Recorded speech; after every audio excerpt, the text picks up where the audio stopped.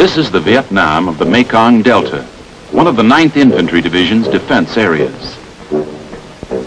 It is the Vietnam of endless rice paddies and swamps, of myriad waterways, the Mekong River, the Vam Co, the Can Gio, the Naval Base.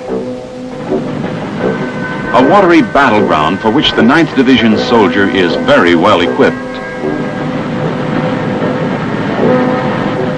He is the striking arm of the Mobile Riverine Force, a unique joint operation by the United States Army and Navy, as novel and precedent-setting as the air cavalry. To provide the payoff, as in all forms of war, both new and old, come the infantrymen. These are soldiers of the 9th Infantry Division.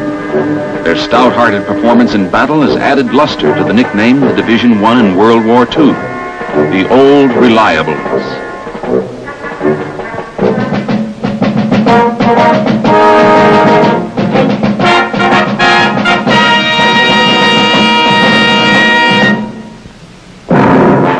Okay, move out.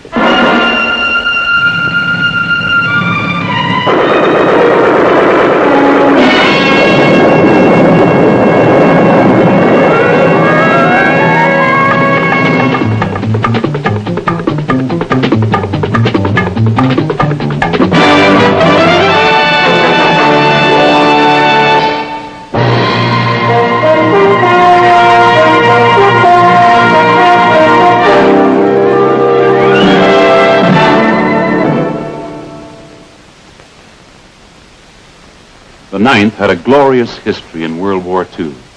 It served in Africa, France, and Germany, and quickly won the reputation of being unbeatable, completely reliable in action.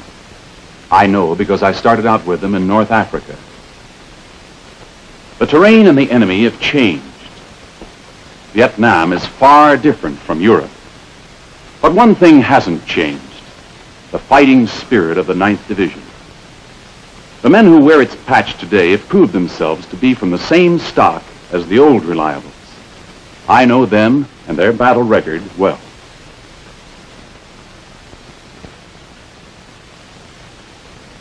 I was assigned to the division's information office when it was reactivated for combat under the urgency of the Vietnam War.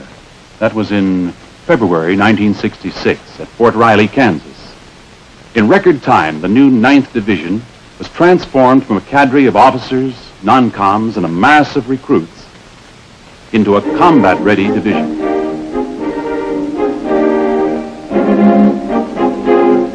We said our goodbyes. By November of 1966, the 9th Division's 3rd Brigade was en route to Vietnam. In December, the 1st and 2nd Brigades followed.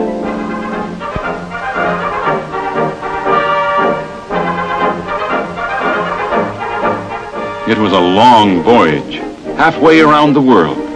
Plenty of time for detailed training and calisthenics.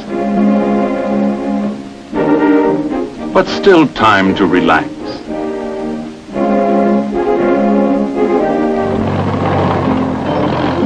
In Vietnam, meanwhile, our base was being rushed to completion, expanded from a smaller camp left by the 1st Infantry Division.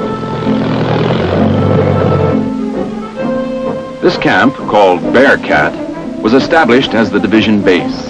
It occupied a strategic position in relation to Saigon, with firm lines of communication to the sea at Vung Tau, port of entry and naval base.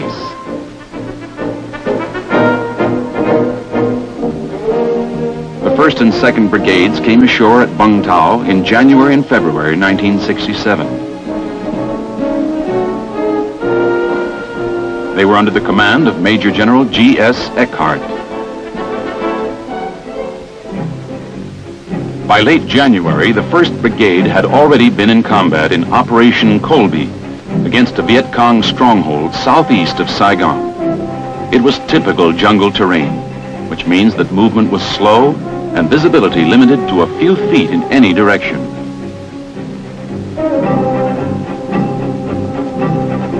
In some cases, the jungle was so dense we had to create a clearing for the helicopters to come in.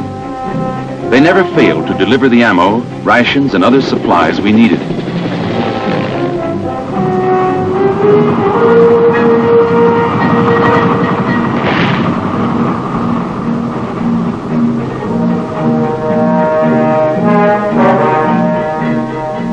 We began to hit pay dirt, Viet Cong tunnels, bunkers, and weapons.